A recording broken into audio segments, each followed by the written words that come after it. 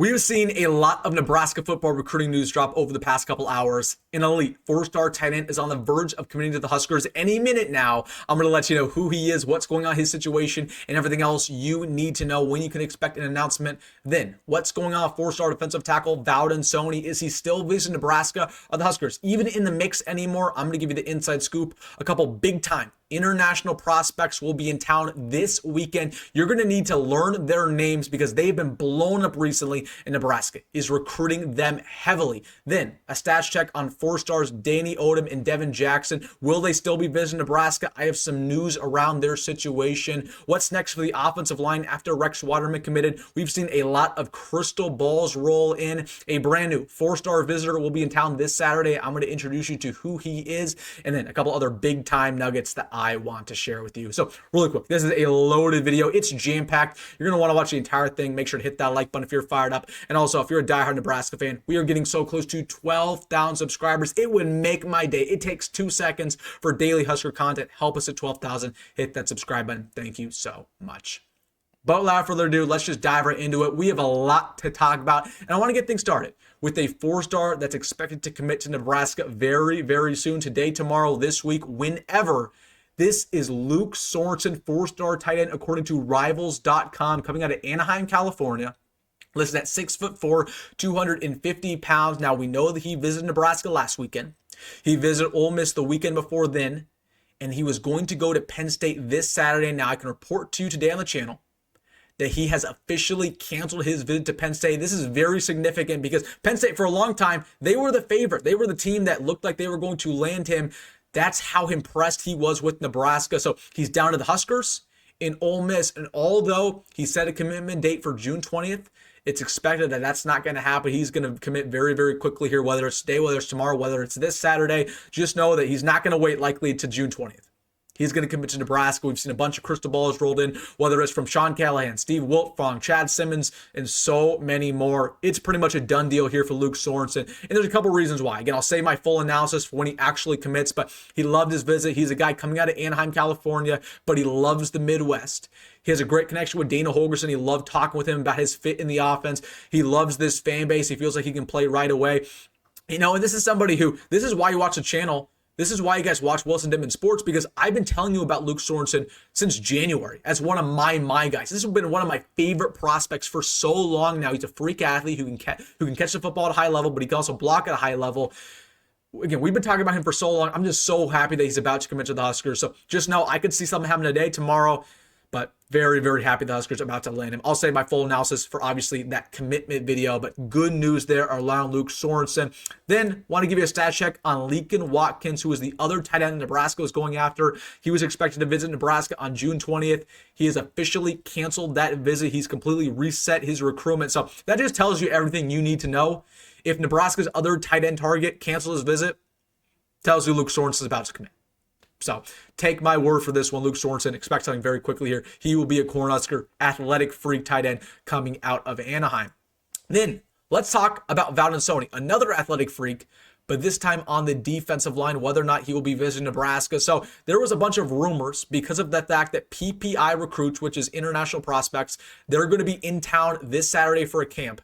There were some murmurs that Valdin Sone would also be visiting Nebraska at that exact same time. Now, I have some unfortunate news that he will not be visiting Nebraska this weekend. Instead, he will be in Georgia, and the week after that, he will still be going to Oklahoma. So this Valdin Sone recruitment has been very wild. Nebraska, they've made it very clear for a long time they want him as bad as any other prospect in this entire class. They visited his family in Sweden. They visited him multiple times in Virginia. They want him super, super bad.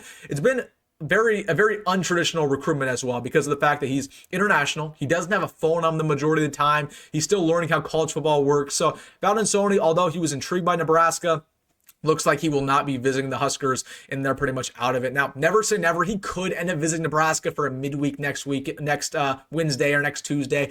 I would be very shocked, but Valdin Sone, just now the Huskers are pretty much out of it for him at this point. I would expect him to commit to Georgia, but again, Terry Brown, the concern for him was always his recruiting. It was never his development. It was never how good of a coach he is. We knew that going into this, he was going to struggle with recruiting, at least going into that first year, and that's lived up to the case. He's learned a lot of hard lessons. He missed out on Tyden Davis. He missed out on Valdin Sone. He missed out on Xavier Griffin-Haynes. He missed out on pretty much his top 3, top 4 defensive line targets. And while Nebraska recruiting is on an upward trajectory for this class, the defensive line recruiting is still pretty much at rock bottom. So Valdin Sone, not good news there. Looks like the Huskers are out of it. Never say never, but I expect him to commit to Georgia. Speaking of other international prospects, the Huskers are having multiple big-time names on campus this weekend for a camp. Marvin DeWetsop is somebody who I introduced you to about 2 weeks ago on the channel. You need to know his name because he's going to be the next Valdin Sone. He's listed at 6'7" in the class of 2027. Listed at 275 pounds, plays edge rusher. He just got an offer from Georgia the other day. He's going to be in Michigan today, Ohio State tomorrow, then Nebraska on Saturday. He's going to be potentially a 5-star prospect. Coming out of Germany, he's still learning how to play football.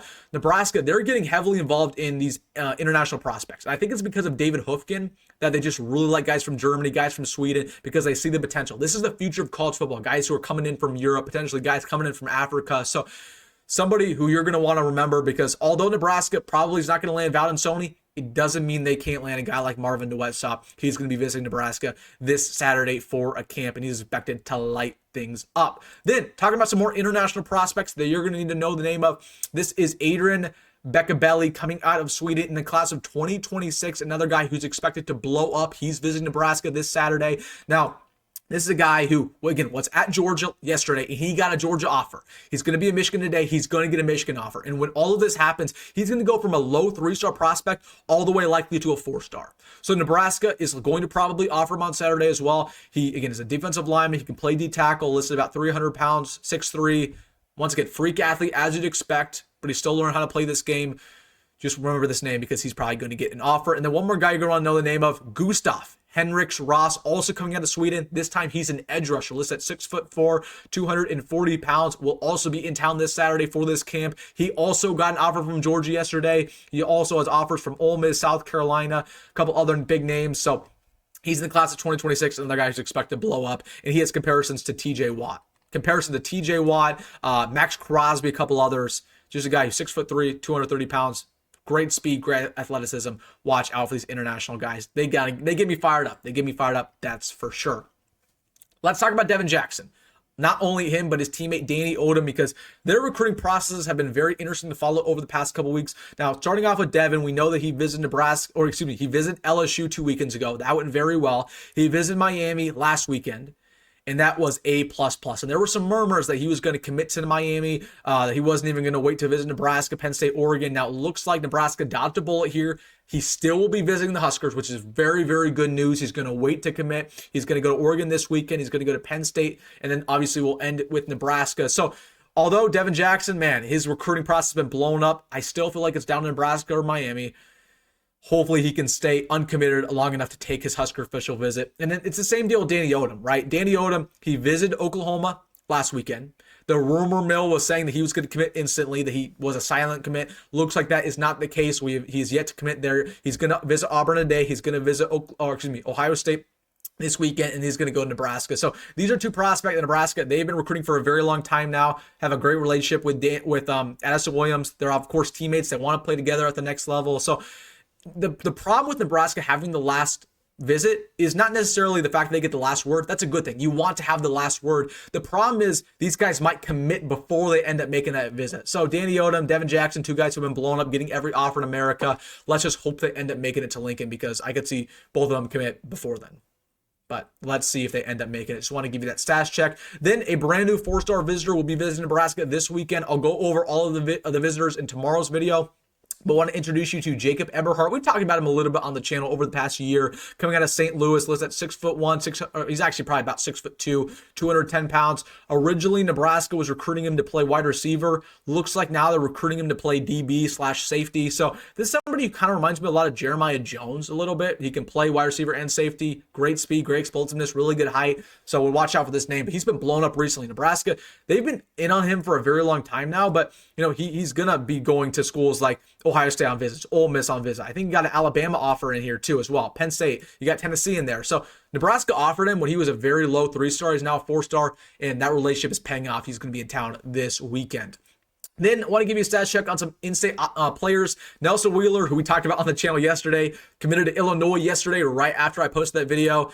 I may or may not have posted that video because I knew he was going to commit to Illinois and I wanted to get that video out there. But that's not here nor there. Nelson Wheeler, pretty much off the table for Nebraska. I can see Nebraska flip him, but they just haven't offered him.